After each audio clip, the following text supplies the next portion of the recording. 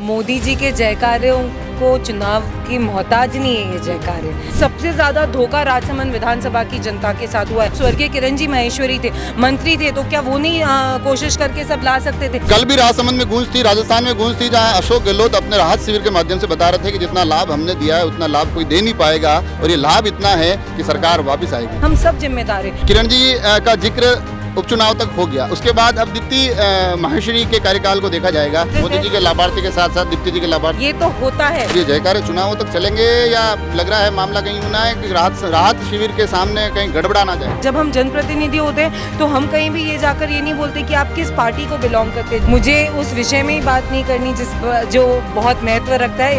अभी वड़ई में लाभार्थी सम्मेलन चल रहा है और राजसमंद विधायक दीप्ति माहेश्वरी जी अब हमारे साथ हैं। मंच पर नेता लोग छाया, देखो अब चुनावी साल है, नेता छाया में चले जाएंगे तो चुनाव मुश्किल पड़ जाएगा थोड़ा सा। अब तो थोड़ा सा धूप में रहना चाहिए। नेताओं का अच्छा खासा संख्या थी, अच्छा खासा उद्बोधन थे। आप पब्लिक से भी मैंने देखा, आप बड़े जोर से जयकारे लगवा रहे थे, मोदी जी के जयकारे भी लगाए हैं। अब ये जयकारे चुनावों तक चलेंगे या लग रहा है मामला कहीं होना है कि राहत शिविर के सामने कहीं गड़बड़ा ना जाए? मोदी जी के जयकारों को चुनाव की मोहताज नहीं है ये जयकारे। ये जनता मन से निकालती है, क्योंकि उनको सबको पता है कि किस तरीके की सुविधाएं पिछले 9 साल में उन लोगों को मिली और कहां पर हमारा देश इस 9 वर्ष से पहले स्टैंड करता था और आज कहां पर हमारी ख्याति पहुंची है।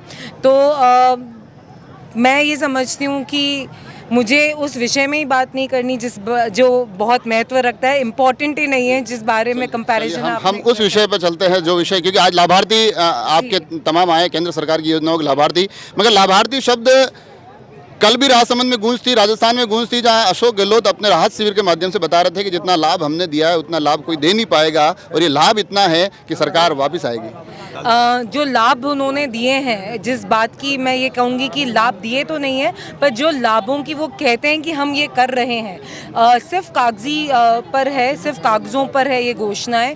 क्योंकि आप मुझे खुद बता दीजिए, इन्होंने सबसे पहला जो सरकार की नींव, जब अपन कहते हैं कि कोई नींव अगर मजबूत नहीं हो तो फिर मकान अच्छा नहीं बनता, तो जिस नींव का ही शुरुआती झूठी वादों से हुई। राहुल गांधी जो वो कहते हैं कि सबसे बड़े नेता हैं हमारे, जिन्होंने ये कहा था कि 1 से 10 की गिनती करना और आपके किसान ऋण माफ़ है। आज भी आपको मैं राजसमंद की बात करूं कि लोग इतने दुखी हैं क्योंकि उन लोगों ने इस भ्रम में अपनी किश्तें भरी नहीं कि नहीं हमारी माफ़ी हो जाएगी, और आज वो किश्तें बढ़कर इतने लाखों में पहुंच गई है कि उनको पता नहीं कि हम अब रुपए कहाँ से लाएं और पे करें। तो जो नींव झूठ पर, धोखे पर रखी गई है, और राजसमंद इटसेल्फ मैं कहूँगी कि इतना बड़ा एग्जाम्पल है। उपचुनाव में यहाँ पर आके हर नेता ने बड़ी बड़ी घोषणाएं करी कि हम ये करेंगे, हम आपको राजसमंद को चमन कर देंगे। आज अगर अपन मुख्यता से बात करें तो सबसे ज़्यादा धोखा राजसमंद विधानसभा की जनता के साथ हुआ है, और ये मैं पूरी जिम्मेदारी के साथ इसलिए कह सकती हूँ कि चाहे मुख्यमंत्री बजट घोषणा हो, चाहे यहाँ पर कोई भी जिला मुख्यालय की सुविधाएँ हों, हर चीज़ खींच के यहाँ से लेकर जा रहे हैं।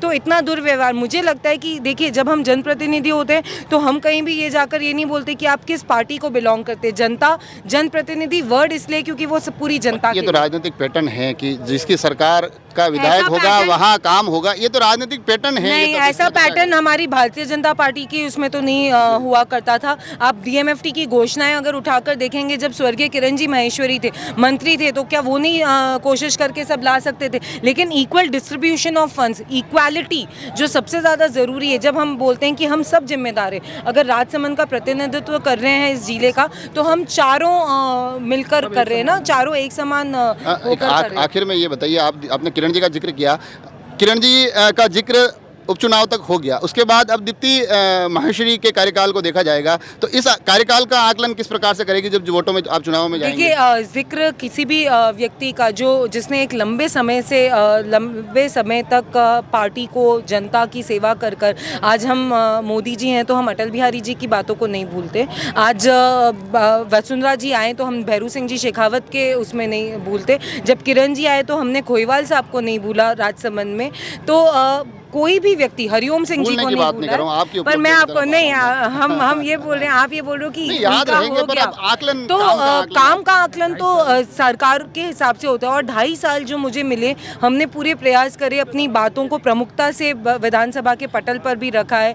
लेकिन जो आप ये बोल रहे हो कि ये तो होता है कि कांग्रेस और बीजेपी में कांग्रेस अपने उसको करेगी, तो शायद आपने अपने प्रश्न का उत्तर अपने अब ही आप बिल्कुल एक प्रश्न में- मजे हुए नेता की तरह जवाब देने लगे कि आखिर में मेरे को इतना बताइए कि आज लाभार्थी का एक शिविर था, और ऊपर मैंने जब देखा तो वहाँ एक किरण माहेश्वरी स्मृति मंच के माध्यम से नेत्र का शिविर लगातार आप लगवा रही है अलग अलग क्षेत्रों में, तो आज वणई को चुनना ये भी कहीं ना कहीं एक राजनेता की एक सफल कोशिश थी। बिल्कुल ऐसा नहीं, देखिए जनता की सेवा करे, किरण माहेश्वरी स्मृति मंच से हर पंचायत मुख्यालय पर ये शिविर आयोजित हो रहे हैं और 48 पंचायतों पर होंगे। तो आज क्योंकि यहाँ पर इतनी जनता और हर जगह से आई है विधानसभा की लोग, तो अपने मतलब एक रखने का कारण ये है कि कम से कम वो उसका भी बेनिफिट उठा सके, और वणई के गांव, क्योंकि पूरा गांव एकत्रित मोदी जी के लाभार्थी के साथ साथ दीप्ति जी के लाभार्थी भी बिल्कुल जुड़ गए। ऐसा नहीं है, ये सब लाभार्थी मोदी जी के हैं, और लाभार्थी तो आप और हम भी हैं। ऐसा तो नहीं है कि मोदी सरकार की कोई योजना का लाभ आपने नहीं लिया,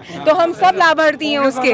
हाँ, तो सब लाभार्थी तो देखा आप और आपने, हम मुझे भी लाभार्थी बनाने की कोशिश बिल्कुल पूरी तरह से राजसमंद विधायक के द्वारा की गई है, और आज यहाँ भारतीय जनता पार्टी के द्वारा ये कोशिश की गई है कि अच्छी खासी संख्या जुटाकर केंद्र सरकार की तमाम योजनाओं के माध्यम से आगे आने वाले चुनावी समर में अपने आप को मजबूत किया जा सके, लोगों का रुझान भारतीय जनता पार्टी से जोड़ा जा सके। चुनावी साल है, ये चुनावी कवायदें लगातार चलेगी और हम इनको लगातार कवर करके आप तक पहुंचाते रहेंगे। आप सभी लोग जुड़े रहे राजसमंद एक्सप्रेस से। धन्यवाद।